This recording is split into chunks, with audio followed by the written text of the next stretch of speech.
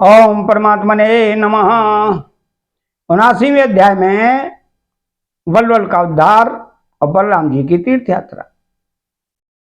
तो श्री सुखदेव जी कहते हैं कि परीक्षित, पर्व का दिन आने पर बड़ा भयंकर अंधर चलने लगा, धूल की वर्षा होने लगी और चारों ओर से पीप की दुर्गंध आने लगी।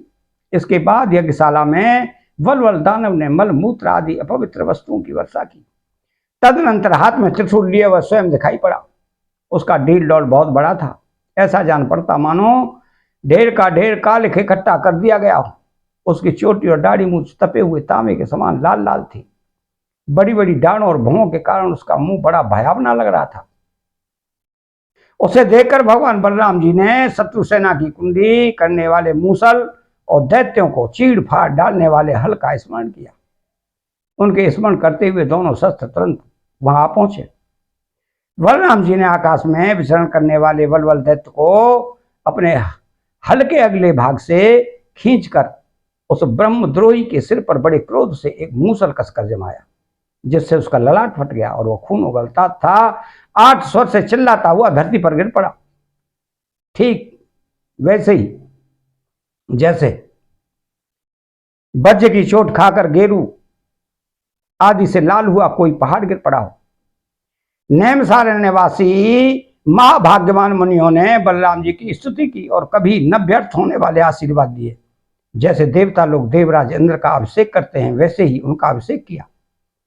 इसके बाद ऋषियों ने बलराम जी को दिव्य अस्त्र और दिव्य आभूषण दिए तथा एक ऐसी वैजंती माला भी दी जो सौंदर्य का आश्चर्य एवं कभी न मुरझाने वाले कमल के पुष्पों से युक्त थी।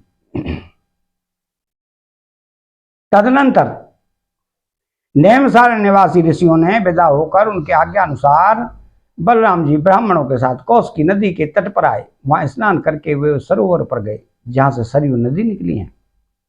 वहां से सरयू के किनारे किनारे चलने लगे, फिर उसे छोड़कर प्रयाग आए और वहां स्नान तथा देवता ऋषि एवं पितरों का तर्पण करके वहां से पुलहाश्रम गए।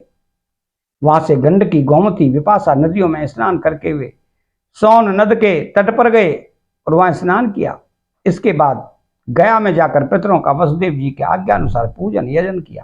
फिर गंगा सागर संगम पर गए, वहां भी स्नान आदि तीर्थ कृत्यों से निवृत्त होकर महेंद्र पर्वत पर गए।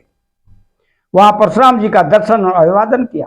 तदनंतर सप्त गोदावरी, वेणा, पंपा और भीमरथी आदि में स्नान करते हुए स्वामी कीर्त का दर्शन करने गए तथा वहां से महादेव जी के निवास स्थान श्री शैल पर पहुंचे। इसके बाद भगवान बलराम ने द्रविड़ देश के परम पुण्यमय स्थान वेंकटांचल बालाजी का दर्शन किया और वहां से वे कामाक्षी, शिवकांची, विष्णुकांची होते हुए तथा श्रेष्ठ नदी कावेरी में स्नान करते हुए पुण्यमय श्री रंग क्षेत्र में पहुंचे। श्री रंग क्षेत्र में भगवान विष्णु सदा विराजमान रहते हैं।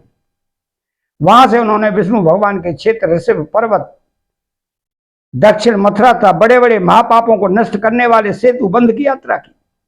वहां बलराम जी ने ब्राह्मणों को 10,000 गौएं दान की। फिर वहां से कृतमाला और ताम्रपर्णी नदियों में स्नान करते हुए वो मलय पर्वत पर गए। वह पर्वत 7 कुल पर्वतों में से एक है। वहां पर विराजमान अगस्त्य मुनि को उन्होंने नमस्कार किया और अभिवादन किया। अगस्त्य जी से आशीर्वाद और अनुमति प्राप्त करके बलराम जी ने दक्षिणी समुद्र की यात्रा की। वहां उन्होंने दुर्गा देवी का कन्याकुमारी के रूप में दर्शन किया।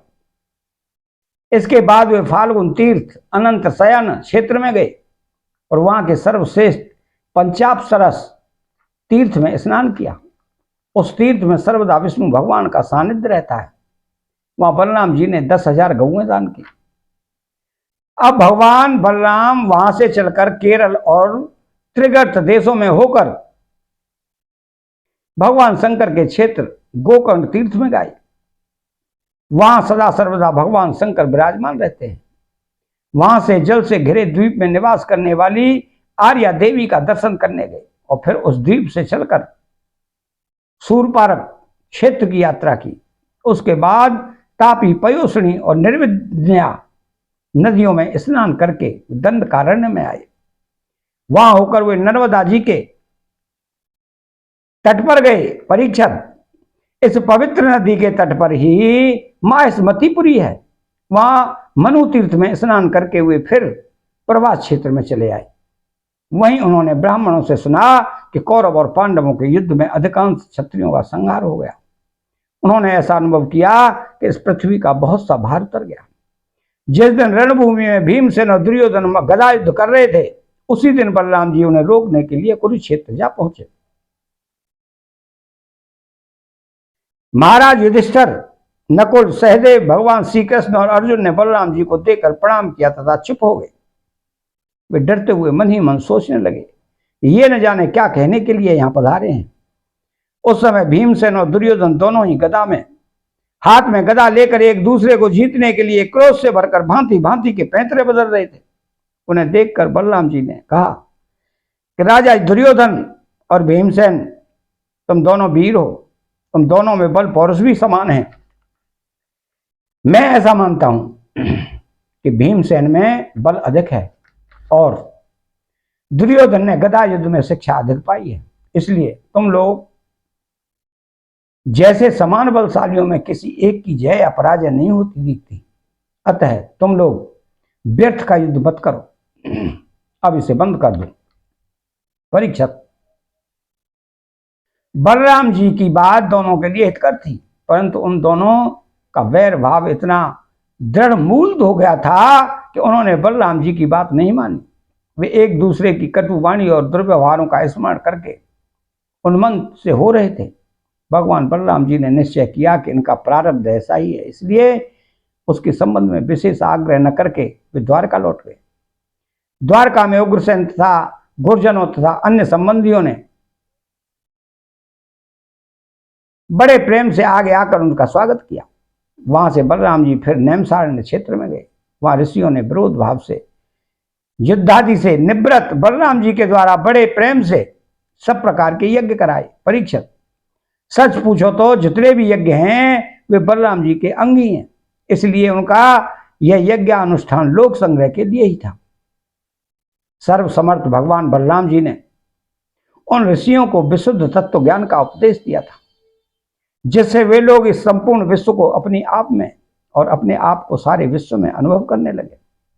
इसके बाद बलराम जी ने सुंदर सुंदर वस्त्र तथा आभूषण पहनकर अपने भाई बंधु तथा स्वजन संबंधियों के साथ इस प्रकार शोभायमान हुए जैसे अपनी चंद्रिका एवं नक्षत्रों के साथ चंद्रदेव होते हैं। परीक्षित,